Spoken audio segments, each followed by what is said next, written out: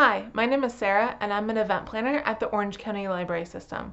I plan author events and writing workshops, and I invited some of my writing friends to provide writing tips for you. This next one is from author and editor Jen Cox. Hi, I'm Jen Cox. I am a daily editor for the Chicago Review of Books, and I write YA fiction. I wanted to talk today a little bit about the emotional side of writing. It's a beautiful thing that will connect you to the best people you'll ever meet. It'll help you tell your story and process the world and find your place in it.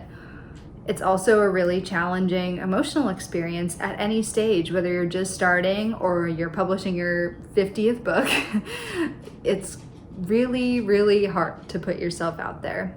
And if you're feeling like you're not good enough, if you're comparing your first draft to your favorite books, if you're sharing it with people and not getting the response that you want, how do you deal with that? It's really, really tough. And I promise this is going to happen forever. And so at whatever stage you're in, finding the strength and the tools to help you build an emotional foundation that can withstand all these obstacles is absolutely crucial. And I don't think we talk enough about this.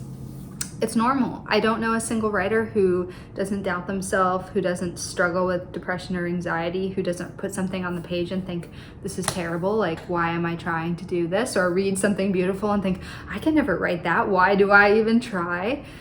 I don't know a single writer who doesn't feel that way. So acknowledging that that's normal and you're going to feel it. And if you can push those thoughts out because they're not productive and they don't help you write and they're not going to help you put more words on the page that you can polish up later, they're just going to stop you in your tracks and make you feel bad about yourself. And the book that I wrote it's on the 20th draft, it's been polished, it's been ripped apart, and I had a really hard time with that at first.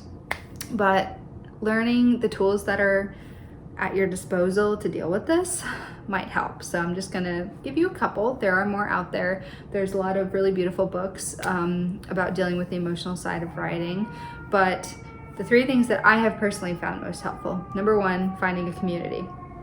If you find people who are at your level, meaning they are first-time writers, or they're trying to submit short stories, or they're working on a novel draft, or they just want to write for themselves, whatever it might be, find your people.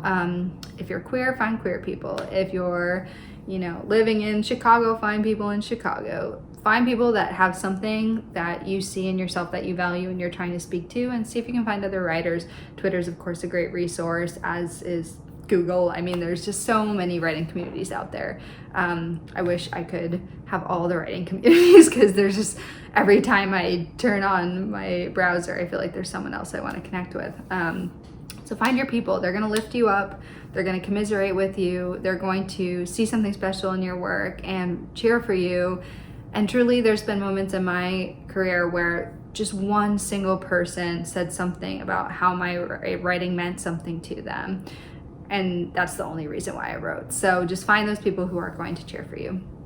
Second thing is therapy. It can be hard to find a therapist who you connect with and who improves your life. However, it's a really valuable journey to finding that person. If there is someone who can cheer you on as well and help you process the rejection and put it in perspective and help you process, like, writing through depression. I mean, when you're feeling down, it feels nearly impossible to write. And what are the tools that can help you work through that?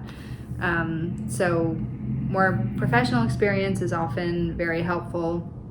I know that, especially when I was younger, it was very tough to get a therapist, and it still is.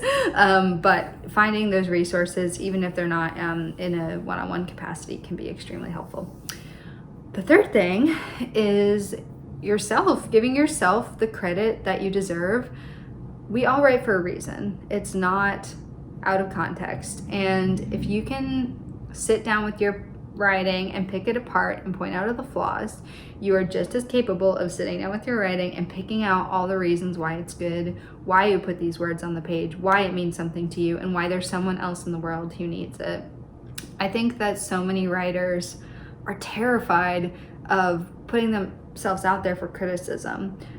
We perceive that there's so many better writers than we are, and we deem ourselves not worthy, but there's only one person that can tell your story. You are the best person to tell that story, no one else. And maybe you can work on the craft and skill, and maybe you can work on developing it, but never lose sight of the number one thing that you bring to the table, which is you and your lens and your perspective.